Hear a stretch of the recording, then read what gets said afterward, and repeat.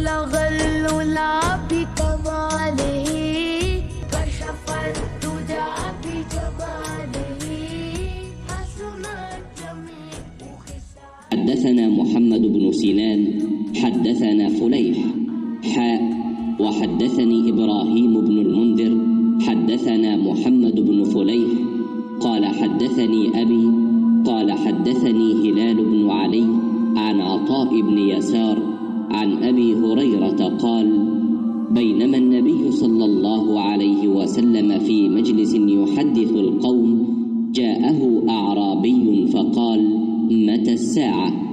فمضى رسول الله صلى الله عليه وسلم يحدث، فقال بعض القوم سمع ما قال فكره ما قال، وقال بعضهم بل لم يسمع، حتى إذا قضى حديثه قال أين أراه السائل عن الساعة؟ قال ها أنا يا رسول الله.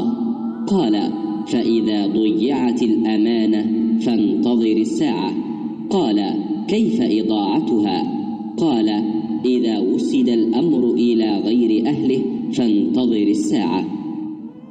আবু হুরায়রা রাদিয়াল্লাহু তাআলা আনহু থেকে বর্ণিত, তিনি বলেন, একদা আল্লাহর রসূল সাল্লাল্লাহু আলাইহি ওয়াসাল্লাম মজলিসে জনসম্মুখে কিছু আলোচনা করছিলেন।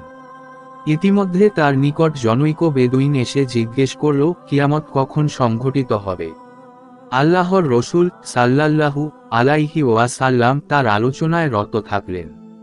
এতে কেউ কেউ বললেন, লোকটি যা বলেছে তিনি তা শুনেছেন কিন্তু তার কথা পছন্দ করেননি। আর কেউ কেউ বললেন, বরং তিনি শুনতেই পাননি। আল্লাহর রসূল সাল্লাল্লাহু আলাইহি ওয়াসাল্লাম আলোচনা শেষে বললেন, কিয়ামত সম্পর্কে প্রশ্নকারী লোকটি কোথায়? সে বলল, এই যে আমি, হে আল্লাহর রসূল।